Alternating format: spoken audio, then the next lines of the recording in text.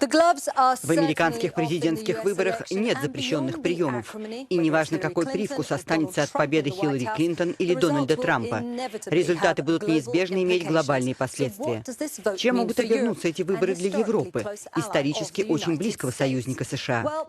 Это мы и обсудим в нынешнем специальном выпуске «Глобального разговора». Мы выслушаем мнение наших гостей. О геополитике мы поговорим с Александром Стубом, бывшим премьер-министром Финляндии. Об экономике с Паскалем Лами, в прошлом главой Всемирной торговой организации. И о культуре с известным режиссером Кеном Лоучем, активным защитником социальных прав. С нами на связи с Финляндией Александр Стуб. Спасибо, что вы откликнулись на приглашение к глобальному разговору. Как вы знаете, мы обсуждаем американские выборы с европейской точки зрения. По-вашему, какими должны быть приоритеты будущего президента США во внешней политике? Если определить их в двух словах, прежде всего я бы назвал вовлеченность в международные дела. Для нас, европейцев, очень важно видеть, чтобы США участвовали в решении проблем в Европе или на Ближнем Востоке, Азии, Африке, в любых других уголках мира. Нам нужен близкий союзник. Нам нужны США. Необходимо, чтобы они были на стороне Европейского Союза. И каким вам представляется будущее президентство Дональда Трампа или Хиллари Клинтон? На мой взгляд, она будет занимать более активную позицию, а он нет. Я знаю Хиллари Клинтон лично, поскольку был министром иностранных дел в то же время, как она была госсекретарем. Я весьма впечатлен ее знанием внешней политики, интересом к ней. Возможно, она будет более активна на международной сцене, чем даже президент Обама. С Трампом я не знаком, но слышал, что он говорил. Речь шла о возведении стен, о протекционистских мерах, о националистической политике, о выводе американских войск. С европейской точки зрения, честно говоря, я считаю, что если он выполнит свои обещания, мы рискуем столкнуться с большими проблемами. На самом деле они мало говорили о нас. Европа не занимала центрального места в их предвыборных дебатах. С вашей точки зрения, какими могут быть отношения Европы с Соединенными Штатами? Если Хиллари Клинтон будет избрана президентом США, мы сможем наблюдать большую заинтересованность США. У них не пропадет интерес к НАТО. Скорее всего, они не выведут свои войска из Европы. Они будут рассматривать Европу как близкого союзника и партнера в ближневосточных переговорах, а также в войне в Сирии и в борьбе с терроризмом.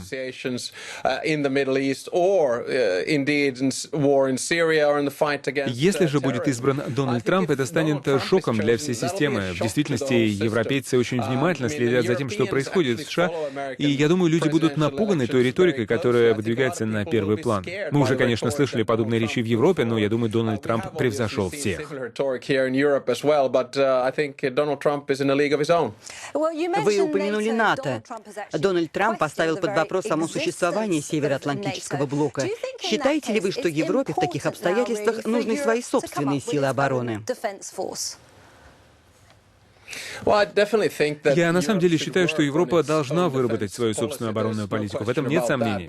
Но необходимо помнить, что 22 из 28 стран-членов ЕС входят в НАТО. 94-95% европейского населения живут в странах-членах НАТО. И так, по всей видимости, останется и в ближайшем будущем. Я понимаю, что американцы приводят это как аргумент, что им, возможно, пришло время потихоньку уходить с нашего континента. Но я считаю, что в интересах США оставаться в НАТО, учитывая поведение России или ту войну, которая идет сейчас в Сирии.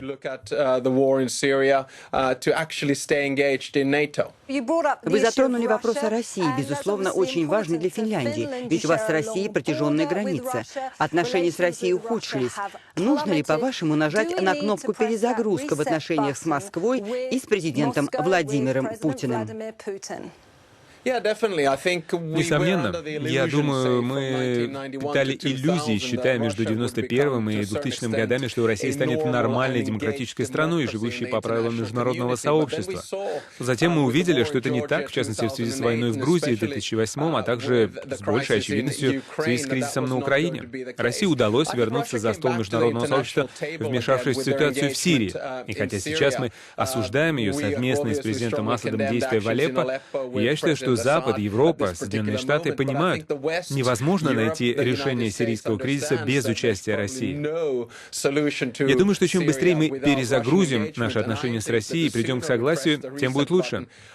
Но в то же время я уверен, что международная политика не должна отступать от определенных принципов.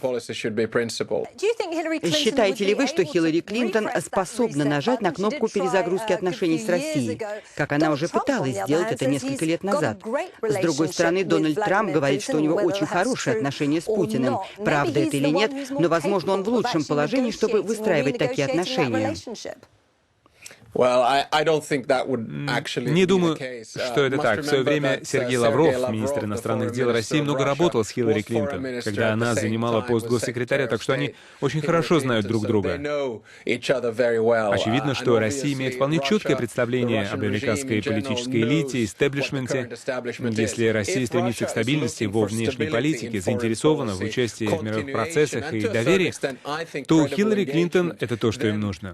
Если же их устраивает нестабильность, неуверенность в завтрашнем дне, ну тогда пусть поддерживают Дональда Трампа. Я думаю, что русские прекрасно понимают, что для них лучше.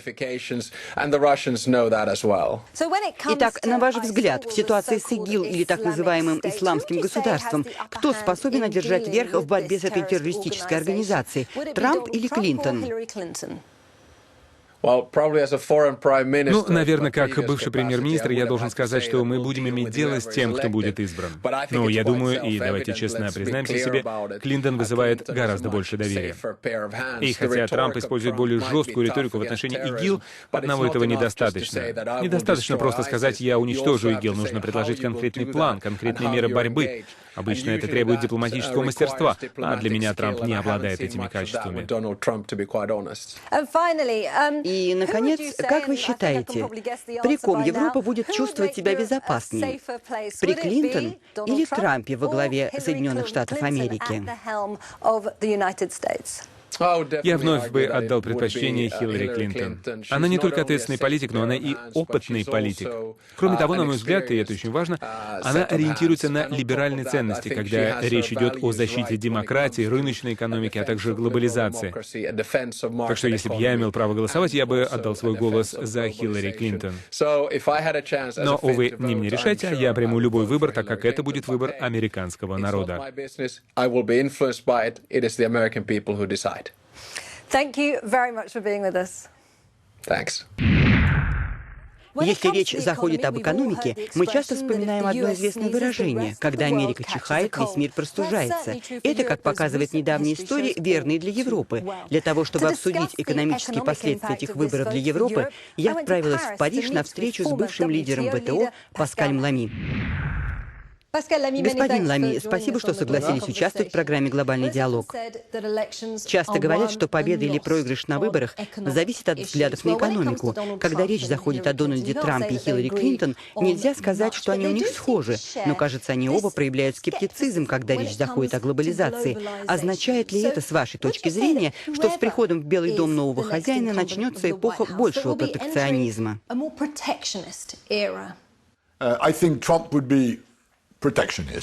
Я думаю, что Трамп, да, будет протекционистом, а Клинтон менее расположена к свободной торговле, чем ее предшественники. Таким образом, он будет активно насаждать протекционизм, повышать тарифы, возводить барьеры, стены, а она, вероятно, будет более пассивна. Скорее будет проводить политику Обамы и в гораздо меньшей степени Билла Клинтона, в том, что касается торговли. Если произойдет этот откат в большей или меньшей степени к политике протекционизма со стороны обоих кандидатов, как это может повлиять на Европу? Я считаю, что общим последствием протекционизма или просто меньшей свободы в торговле станет замедление экономического роста. Меньший экономический рост будет отмечен в американской экономике, а значит и в мировой экономике, и, следовательно, в европейской. Я не сомневаюсь, что торговля, ограниченная протекционистскими мерами, приведет к ухудшению экономических результатов абсолютно для всех. Это относится и к Китаю, и к Африке, и к Индонезии, учитывая огромное значение Америки в мировой экономике.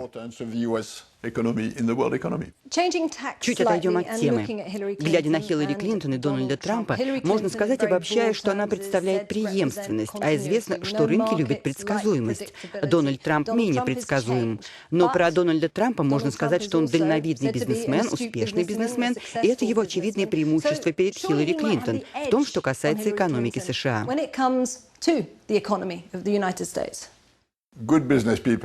Хорошие бизнесмены не всегда хорошие переговорщики в том, что касается торговли, и наоборот. Лично я считаю, что если Дональд Трамп победит на выборах, система, американская конституция, отношения с Конгрессом, правила, которым США подчиняются на международном уровне, в частности, правила ВТО, все это помешает ему исполнить 2/3 задуманного и обещанного, никак не меньше. Когда вы становитесь президентом США, то вы должны держать себя в руках время от времени. Если обратиться к деталям, договор о зоне свободной торговли между Европой и США вызывает много противоречий. Он непопулярен по обе стороны Атлантики. И, похоже, президент Обама не собирается настаивать на его подписании до конца своих полномочий. Считаете ли вы, что этот проект будет предан забвению обоими кандидатами, и Трампом, и Клинтон? Нет, я не считаю, что этот договор будет отложен в долгий ящик. Просто это потребует времени. Кстати, конечно. Как только я снова смог высказывать мои суждения, после того, как я ушел из ВТО в 2013 году, я сразу же сказал, что те, кто верит, что этот проект осуществится в ближайшее время, сильно заблуждаются.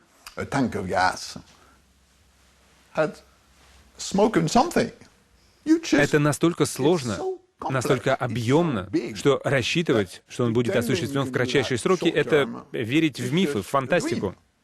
А как обстоят дела с разворотом на восток? Когда Хиллари Клинтон была госсекретарем, она входила в число тех, кто защищал свободную торговлю с Востоком, с Китаем. И некоторые рассматривали это как разворот спиной к Европе. Дональд Трамп выступал с резкой критикой Китая. Если он станет президентом, это может в результате пойти на пользу Европе. Это все треп на кухне, если позволите такое выражение. Экономическая и торговая реальность — это объем, вес, цифры.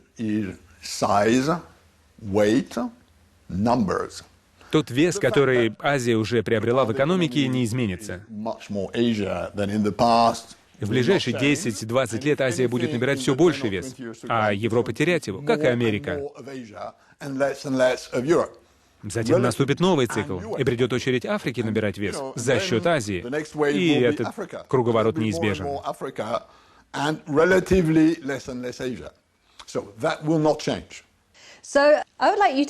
Можете представить мне ключевой аргумент с точки зрения политэкономии, который заставил бы вас сделать выбор в пользу Дональда Трампа или Хиллари Клинтон, если бы вам довелось голосовать в США?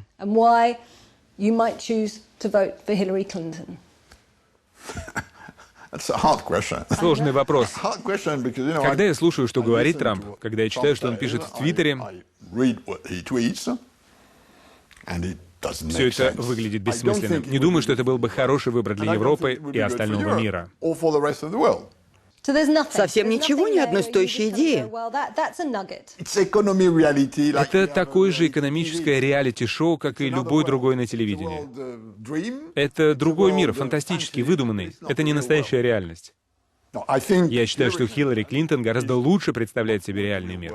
Думаю, что ни в Европе, ни в мире, ни в Америке никто не сомневается, что в ее руках ситуация будет безопаснее.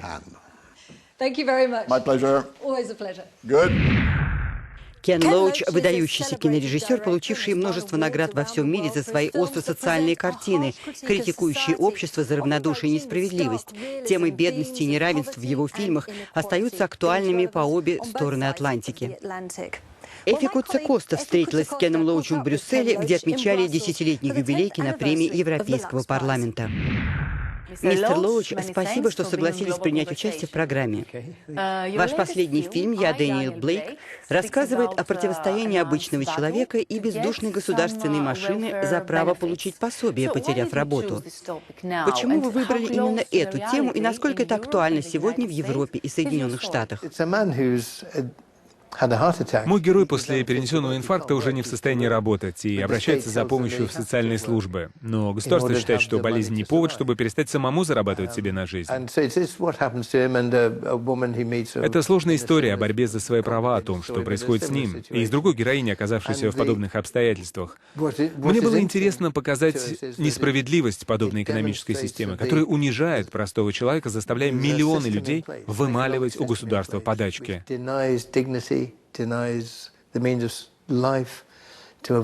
Массовая безработица вынуждает людей обращаться за помощью к государству, даже если они работают, потому что зарплаты не дотягивают до приемлемого уровня. Люди загнаны в тиски экономической системы, которая просто не работает. Вы считаете, что современная система исчерпала себя? Ну, кто знает, как долго простой человек сможет терпеть несправедливость, когда наступит его предел терпения. Это ведь то, что мы называем неолиберализм, не так ли? Он разрушил Грецию, разрушил жизнь многих людей, в то время как большой бизнес делает, что хочет. Диктует свои правила и усиливает неравенство между людьми. Дело в том, что если мы посмотрим на цифры, представленные, например, Организацией экономического сотрудничества и развития, мы увидим, что разрыв между самыми богатыми и самыми бедными продолжает увеличиваться. Во время кризиса в США и Европе именно бедные люди заплатили самую большую цену, а самая богатая и немногочисленная часть общества стала еще богаче.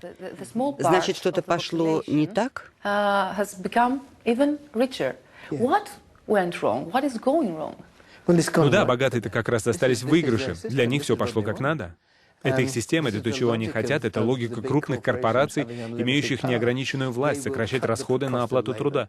Они получают дешевое сырье, конкурируют друг с другом на рынке. Прибыль огромная. Значит, и расходы на рабочих должны, казалось бы, быть соответствующими.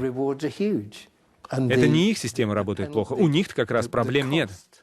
Я думаю, что единственный способ что-то сделать — это полностью изменить существующую экономическую модель.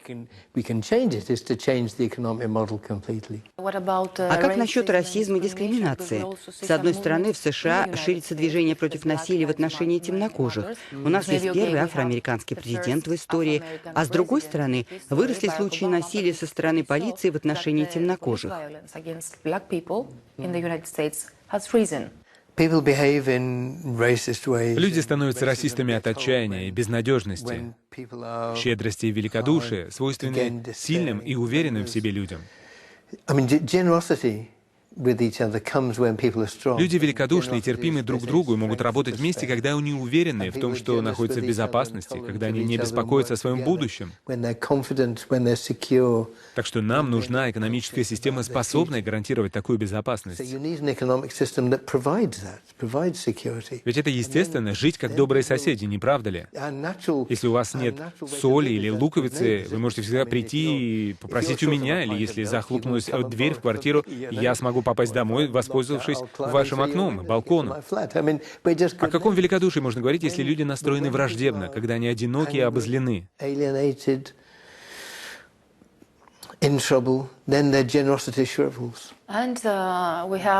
Через несколько дней в Америке пройдут выборы президента. Как их результат может повлиять на Европу?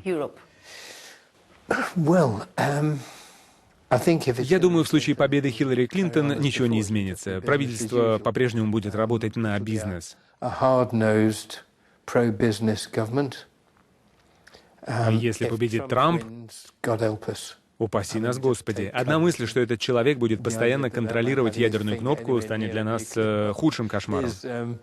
Если же выиграет Клинтон, тоже ничего хорошего. Поскольку она все равно будет ориентироваться на интересы американского капитала.